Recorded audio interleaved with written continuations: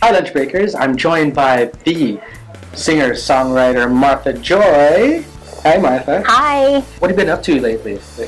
Well, I have an upcoming concert that I've been preparing for the last couple months. Nice. Yeah, so, Months? yeah. Wow.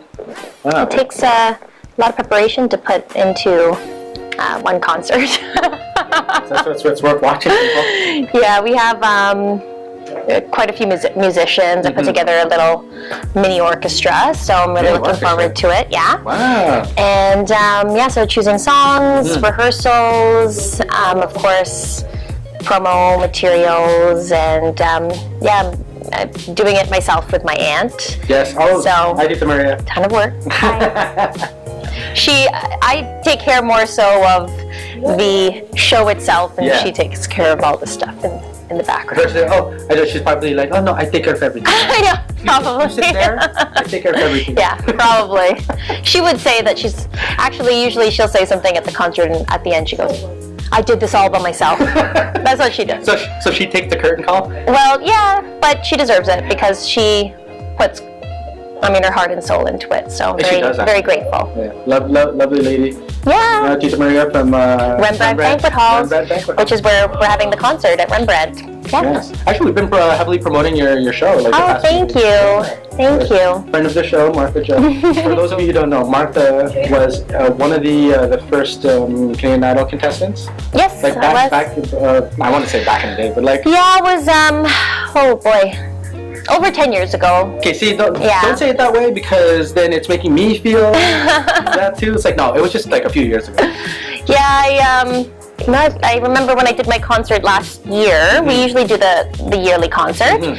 So when we did the concert last year, it was the, I think, 10th year anniversary. Really? So we should be at 11 now. But I've been hearing that they're trying to bring it back. Yeah, well, they brought back American Idol, so that's good news. And usually, all the other countries will follow. So, fingers crossed that they bring back Canadian Idol. It is a great show, and it's a great platform and stepping stone for artists. I think because there's a lot of copycat shows that have come up after. Yeah, The Voice is very popular. I haven't been able to follow it too much recently, but I watch The Voice a lot. And I know that there's The Launch, which is also a Canadian show. Oh, is it? Yeah, so it's also on CTV, same network. Okay. And very similar, except very similar to The Voice. They have coaches, and they basically are launching artists. Launching. Yeah, hence the name, The Launch. The Launch. Yeah. Now, what's it like to be on stage in something like that? Because I know in our community, in the Filipino community, there's a lot of singing contests and blah blah, but it's like a few hundred people at most. What's it like to be on that stage where an entire country is watching you? It's pretty stressful. I was 16 at the time, so weren't we all? I think I feel like if I was doing Canadian Idol now, I'd be able to handle it a little bit better. As an adult now, but at 16, it's a lot of pressure to be in front of millions of viewers I think we had the show twice a week, so 2 times a week. And of course, there's the live audience. We were shooting it in the John Bassett Theater, so it's a pretty large theater as well. So it's a lot for a teenager, but it's also very exciting. I instantly missed it when it was over. Oh, okay. And, but a lot of stress, I must say. I forgot that you were just 16 then. Yeah. I guess we were all 16. So how do you prepare for a concert? Well, I sing very regularly. Even if I'm taking a break from gigs, whatever it may be, I sing quite frequently. Vocalize, rehearse. Your voice is like a muscle, so it needs to be exercised and keep in good shape. So I'm a big believer in I took voice lessons as a child, and even leading past Canadian Idol and into singing professionally. It's always good to have the right technique, make sure that you're protecting your voice, stuff like that. So I'm a big believer in singing correctly. So what does singing correctly mean? Is it posture? It's posture, it's proper breathing. it's making sure that you use your diaphragm. I'm like practicing it. It's like it's for me or something. Yeah, so I like to go, even now, I try to go in for checkups with like a voice coach. You don't want to be, eventually, like you pick up what they call the bad habits, and they'll try to correct it, and you might think it's a good habit, but it's also good to have someone on the outside listen to you and say, oh, well, that's different. Because you sound different from what you hear yourself. Exactly. Right? It can happen, or you just think it's the regular thing, but it's actually changed. I think breathing is very, very important, and it's probably why I'm able to do concerts with 20-song concerts, because I'm able to sustain. So you need endurance for that. So it really is like a marathon. It is. I think the voice is very much like a muscle, right? So it needs to. You need to take care of it. You need to exercise it.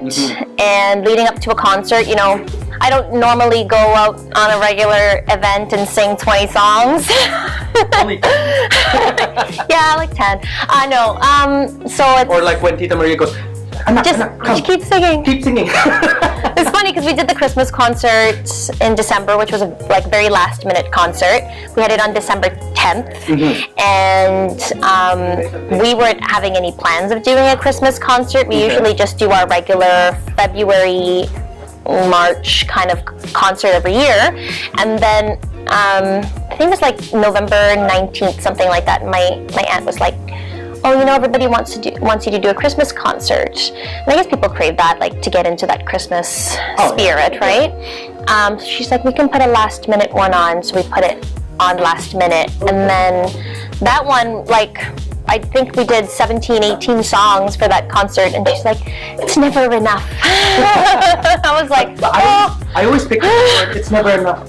Like, very like dramatic. So she's like, it doesn't feel like 17 songs. I'm like, oh, it kind of felt it for me.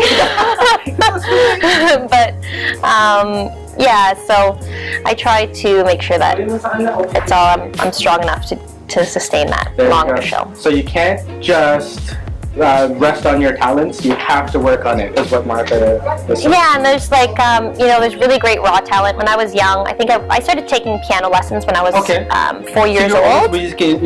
I was always in music. Yeah. I took piano when I was 4, and it was actually my piano teacher because we would do hearing tests, and you would hum back intervals, and she actually went to my mom and was like, your daughter's really good, she has a really good ear for music, you should consider voice lessons. And how old were you? I was only probably like 8 years old.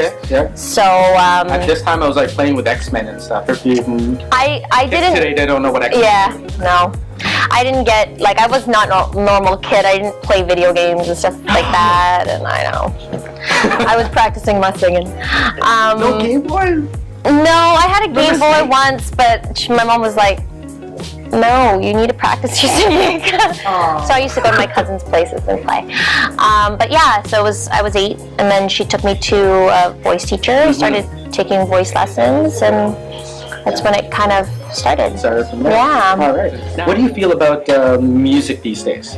Like, do you think that there are still pure singers, or is it becoming more like artificial now? I think it's a mix. I think there's some really, really amazing singers out there. But I think music's changed. It's not all about perfect, crystal clear voices. So like the Mary J. Blige's, Celine Dion's, Barbra Streisand's, and personally that's the music I always go back to.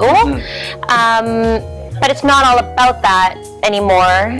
So it's really interesting because I was looking at songs for my concert coming up next week, and I wanted to try to take these fairly popular songs, and because I have a mini orchestra, kind of switch it into somewhat of a classical type of song. So you mean they're taking a song like Bodak Yellow and then an orchestra? Well, there's some songs that it maybe just doesn't work.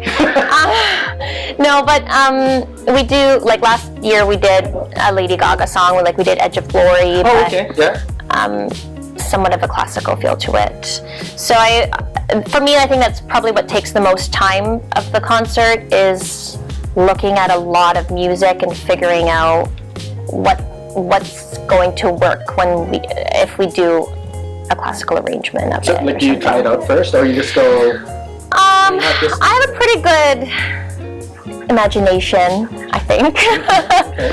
But I'll usually try it out with the pianist first, and then and then I mean, I'll look for similar arrangements, see what I can do. So yeah, I think that's what takes the longest.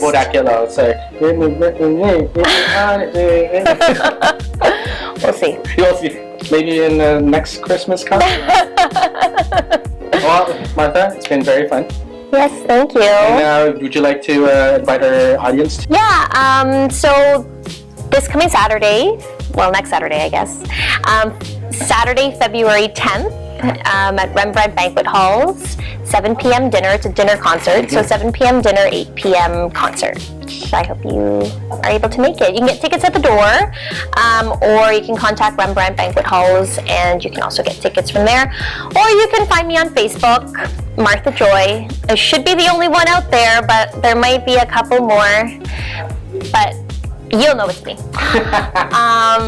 Martha Joy. You can send me a message. I'm pretty good at checking my Facebook messages. And yeah, let me know. Thank you. Hey guys, again, this is Chalen for Lunch Break, and that was Martha Joy.